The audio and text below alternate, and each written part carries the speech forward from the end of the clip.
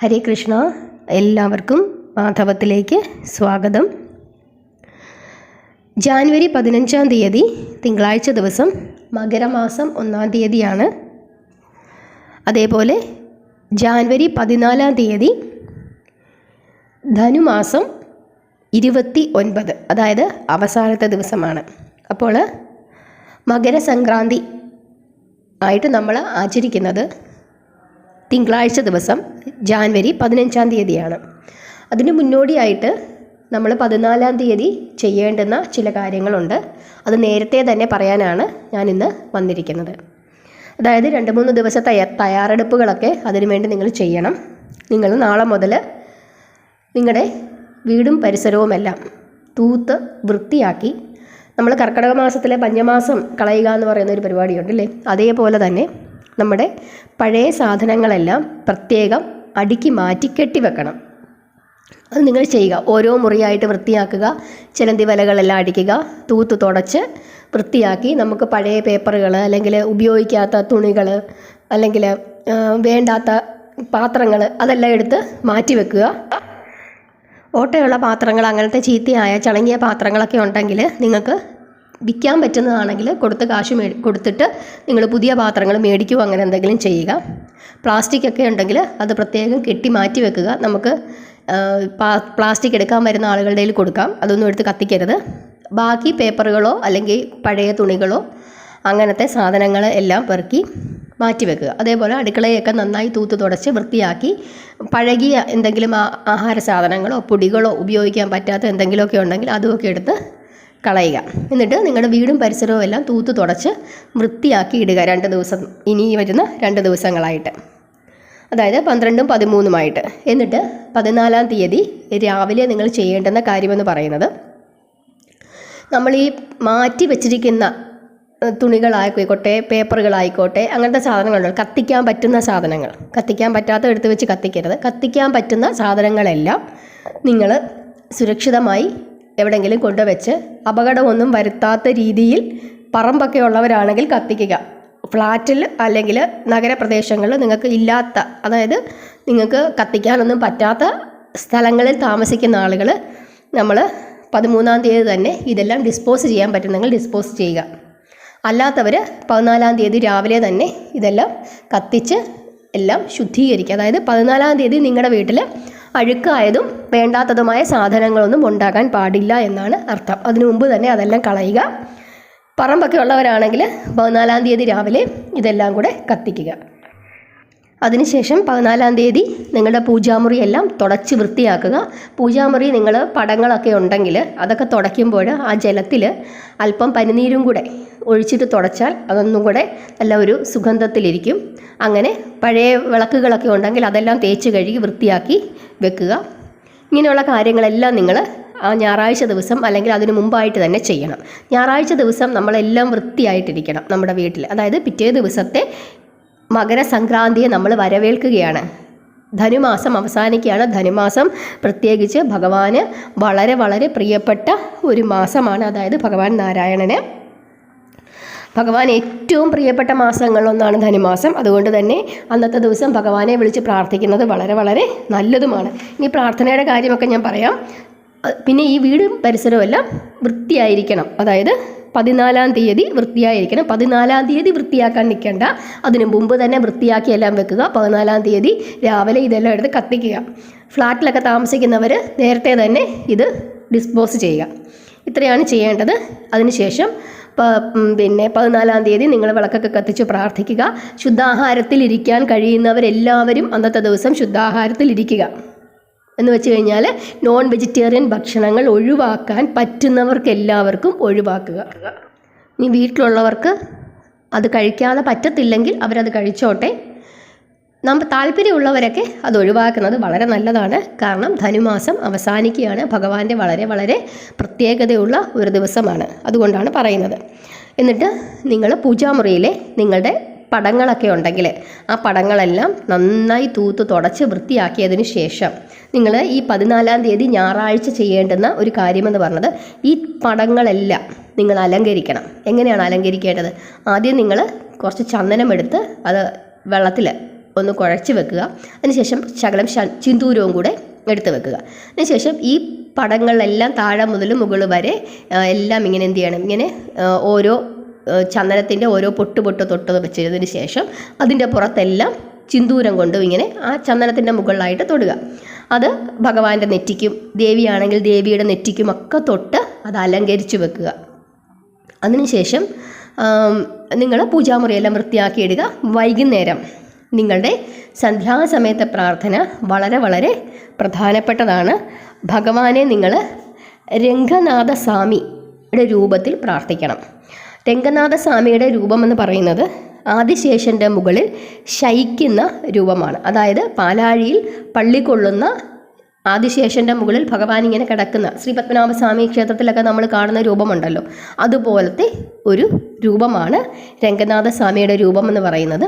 അപ്പം ആ രീതിയിൽ അനന്തശയന രൂപത്തിൽ ഭഗവാനെ നിങ്ങൾ പ്രാർത്ഥിക്കണം. പാലാഴിയിൽ പള്ളി കൊള്ളുന്ന ഭഗവാന്റെ രൂപത്തിലാണ് അന്നത്തെ ദിവസം നിങ്ങൾ ഭഗവാനെ മനസ്സിൽ ധ്യാനിച്ച് പ്രാർത്ഥിക്കേണ്ടത്. അതുപോലെ അന്ന് നമ്മൾ പ്രാർത്ഥിക്കാൻ നിങ്ങൾ വൈകുന്നേരം സന്ധ്യയ്ക്ക് വിളക്ക് കത്തിക്കുമ്പോൾ 5 തിരിയിട്ട് വിളക്ക് കത്തിക്കാൻ ശ്രമിക്കുക. 5 തിരിയിട്ട് വിളക്ക് കത്തിച്ചതിന് ശേഷം നിറയെ ചന്ദനത്തിരികൾ കത്തിക്കാനായിട്ട് ശ്രമിക്കുക. അതുപോലെ തന്നെ നമ്മൾ ഈ പുകയ്ക്കുമല്ലോ, കുന്തിരിക്കമൊക്കെ ഇട്ട് അല്ലെങ്കിൽ അതുപോലുള്ള ധൂപങ്ങളൊക്കെ ഇട്ട് നമ്മൾ പുകയ്ക്കുമല്ലോ, അങ്ങനെ അന്നത്തെ ദിവസം വീട് മുഴുവൻ പുകയ്ക്കുന്നതും വളരെ വളരെ നല്ലതാണ്. നല്ല സുഗന്ധത്തോടു കൂടി ആ വീടിരിക്കുന്നത് വളരെ നല്ലതാണ്. എന്നിട്ട് നിങ്ങൾ വിളക്ക് കത്തിച്ച് 5 തിരിയിട്ട് വിളക്ക് കത്തിച്ച് നിങ്ങൾ പ്രാർത്ഥിക്കുമ്പോൾ ഭഗവാന് നൈവേദ്യം വെക്കാൻ പറ്റുന്നവരെല്ലാം നൈവേദ്യം വെക്കുക. നൈവേദ്യം വെക്കാൻ ഏറ്റവും പ്രധാനപ്പെട്ട കാര്യങ്ങളെന്ന് പറഞ്ഞാൽ ഒന്ന് വാഴപ്പഴം നിങ്ങൾക്ക് ഭഗവാന് നൈവേദ്യമായിട്ട് വെക്കാം. പിന്നെ നിങ്ങൾക്ക് വെക്കാൻ പറ്റുന്ന ഒരു കാര്യമെന്ന് പറയുന്നത് തൈര് സാദം അന്നത്തെ ദിവസം ഭഗവാന് പ്രസാദമായിട്ട് വെക്കാം. പിന്നെ കേസരി നിങ്ങൾക്ക് ഭഗവാന് നൈവേദ്യമായിട്ട് വെക്കാം. ഈ 3 കാര്യങ്ങൾ നിങ്ങൾക്ക് ഭഗവാന് നൈവേദ്യമായിട്ട് വെക്കാം. 3 വെക്കാം, അതല്ലെങ്കിൽ ഏതെങ്കിലും ഒരെണ്ണം വെക്കാം, 2 വെക്കാം, അതൊക്കെ നിങ്ങളുടെ സൗകര്യം. പക്ഷേ ഭഗവാന് നൈവേദ്യം വെച്ച് പ്രാർത്ഥിക്കുന്നത് വളരെ നല്ലതാണ്. അല്ലെങ്കിൽ ഒരു ഗ്ലാസ് പാലെങ്കിലും കാച്ചി ഇച്ചിരി പഞ്ചസാര ഇട്ട് നിങ്ങൾക്ക് നൈവേദ്യം വെക്കാം.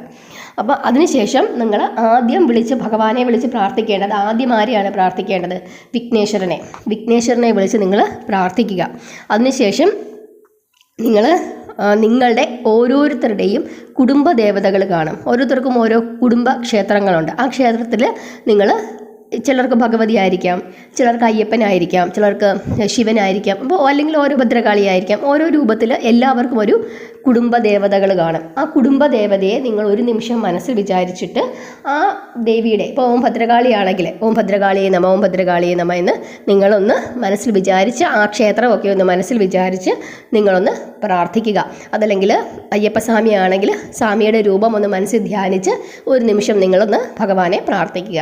എന്നിട്ട് മുമ്പോട്ട് പോകാനുള്ള എല്ലാ ശക്തികളും നമുക്ക് നൽകണമെന്നും ഇതുവരെ നമുക്ക് തന്നിട്ടുള്ള എല്ലാ ഐശ്വര്യങ്ങൾക്കും ഒരു നന്ദിയുമൊക്കെ നമ്മുടെ കുടുംബദേവതയോട് നമ്മൾ പറയണം.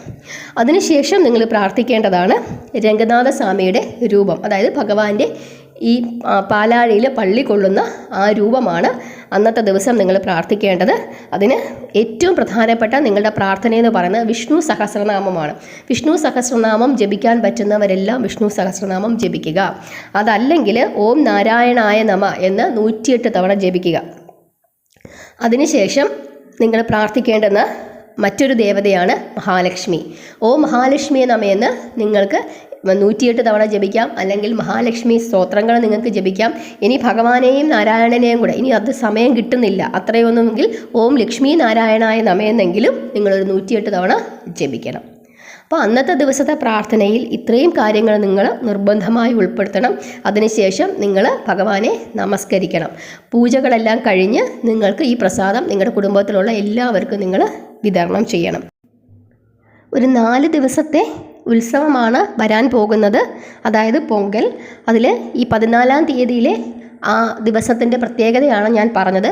ഭോഗി എന്നാണ് ആ ദിവസത്തിന് പറയുന്നത്. മഞ്ഞപ്പൂക്കൾ കൊണ്ട് അന്നത്തെ ദിവസം നമ്മുടെ പടങ്ങളെല്ലാം അലങ്കരിക്കുന്നത് വളരെ നല്ലതാണ്. പിന്നീട് അങ്ങോട്ടുള്ള ദിവസങ്ങളിലേക്കും ഈ മഞ്ഞപ്പൂക്കൾ നിങ്ങൾ തയ്യാറാക്കി വെക്കുന്നത് വളരെ നല്ലതാണ്. നമ്മുടെ വീട്ടിൽ ഒരു പുതുമ ഉണ്ടാക്കണം. അതിന് വേണ്ടിയിട്ടാണ് അങ്ങനെ ചെയ്യുന്നത്. നമ്മൾ ഭഗവാന്റെ പടങ്ങളെല്ലാം നന്നായി അലങ്കരിക്കുക, വീടൊക്കെ തൂത്തു തുടച്ച് വൃത്തിയാക്കി ഇടുക. പഴയ കർട്ടനുകൾ, ബെഡ്ഷീറ്റുകളൊക്കെ ഉണ്ടെങ്കിൽ അതൊക്കെ നനച്ച് വൃത്തിയാക്കി പുതുതായിട്ട് നിങ്ങൾ ഇടുക. അതായത് 14-ാം തീയതി നിങ്ങളുടെ വീട് ഒരുങ്ങി നിൽക്കണം. പിറ്റേ ദിവസത്തേക്ക് സ്വീകരിക്കാനായിട്ട് 14-ാം തീയതി ഒരുങ്ങിയിരിക്കണം. അതിന് വേണ്ടിയിട്ട് അതിന് മുമ്പേ തന്നെ അതിന് വേണ്ട തയ്യാറെടുപ്പുകളെല്ലാം നടത്തുക.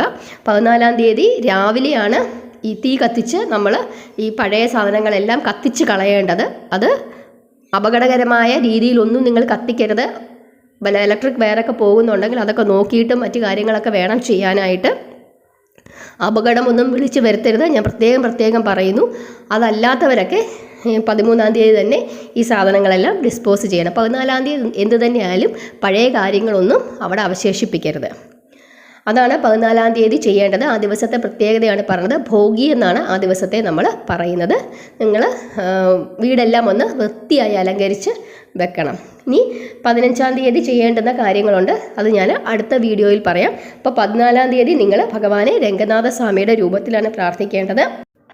കേരളത്തിന് വെളിയിലോട്ടൊക്കെ പോയി കഴിഞ്ഞാൽ ഈ തലേ ദിവസം തന്നെ വലിയ കോലങ്ങളൊക്കെ പല കളറുകളിലൊക്കെ കോലങ്ങൾ വരയ്ക്കുകയും വീടൊക്കെ ഒരു നവവധുവിനെ പോലെ വീടിനെയെല്ലാം അവർ അണിയിച്ചൊരുക്കും. വാതിലെല്ലാം ഇങ്ങനെ മഞ്ഞളും ചിന്തൂരവും കൊണ്ട് വാതിലെല്ലാം പ്രധാന വാതിലെല്ലാം മഞ്ഞളും ചിന്തൂരവും ഒക്കെ കൊണ്ട് പൊട്ടൊക്കെ തൊട്ട് മാവിലകളും ആര്യവേപ്പിൻ്റെ ഇലകളും ഒക്കെ കൊണ്ട് അതെല്ലാം ഇങ്ങനെ വീടുകളെല്ലാം അലങ്കരിച്ച് മുല്ലപ്പൂമാലകളൊക്കെ തൂക്കി ഒരു നല്ല ഭംഗിയായിട്ട് വീടുകളെല്ലാം ഒരുങ്ങി നിൽക്കുന്നതായിട്ട് നമുക്ക് കാണാനായിട്ട് പറ്റും. അപ്പം നമ്മുടെ ഒരു കസ്റ്റം അനുസരിച്ച് നമ്മൾ അങ്ങനെയൊന്നും ചെയ്യുന്നില്ല. എങ്കിലും നമ്മുടെ വീടിനകത്തേക്ക് ഒരാൾ കയറി വന്നു കഴിഞ്ഞാൽ നല്ല വൃത്തിയും വെടുപ്പുമായിട്ടിരിക്കണം. പഴയ സാധനങ്ങളെല്ലാം എടുത്ത് നിങ്ങൾ മാറ്റണം. നമ്മുടെ പെരയ്ക്കകത്തെല്ലാം നമ്മൾ എല്ലാം പുകച്ച് എന്തെങ്കിലും അണുക്കളൊക്കെ ഉണ്ടെങ്കിൽ അതൊക്കെ കളഞ്ഞ് പുതിയ കർട്ടനുകളൊക്കെ ഇട്ട്, പഴയതാണ് നമുക്ക് പുതിയത് മേടിക്കാനൊന്നും ചിലപ്പോൾ പറ്റത്തില്ല. അപ്പോൾ നമ്മൾ എന്ത് ചെയ്യുക, പഴയതെല്ലാം ഒന്ന് നനച്ച് വൃത്തിയാക്കി പുതിയ ബെഡ്ഷീറ്റൊക്കെ വിരിച്ച് നമ്മൾ നല്ല വൃത്തിയാക്കി ഇടണം. അപ്പോഴേ ഒരു മഹാലക്ഷ്മി വാസം നമ്മുടെ വീട്ടിൽ ഉണ്ടാകത്തുള്ളൂ. അപ്പോൾ ഇതാണ് നിങ്ങൾ ചെയ്യേണ്ടത്. 14-ാം തീയതി ഇങ്ങനെ വേണം ഭഗവാനെ പ്രാർത്ഥിക്കാൻ. അപ്പം നാളെ മുതൽ നിങ്ങൾ വീടൊക്കെ വൃത്തിയാക്കാൻ കുറേശ്ശെ വൃത്തിയാക്കാനായിട്ട് ശ്രമിക്കുക. വീടും പരിസരവും എല്ലാം നന്നായി വൃത്തിയാക്കി 14-ാം തീയതിയിലേക്ക് നിങ്ങൾ ഒരുങ്ങിയിരിക്കുക. എന്തെങ്കിലും സംശയങ്ങളുണ്ടെങ്കിൽ ചോദിക്കുക. അപ്പോൾ എല്ലാവർക്കും നല്ലൊരു മകരമാസം ഉണ്ടാവട്ടെ എന്ന് നമുക്ക് പ്രാർത്ഥിക്കാം. ഒരുപാട് പ്രത്യേകതകളുള്ള ഒരു മാസമാണ് മകരമാസം. ഒരുപാട് നല്ല സമയങ്ങളുണ്ട്. ഏറ്റവും വിശിഷ്ടമായ ഏകാദശി വരുന്നുണ്ട്. അപ്പോൾ എല്ലാവരും അതിനായി തയ്യാറെടുത്തിരിക്കുക. എല്ലാവർക്കും എല്ലാ ഐശ്വര്യങ്ങളും ഭഗവാൻ തരട്ടെ. ഹരേ കൃഷ്ണ.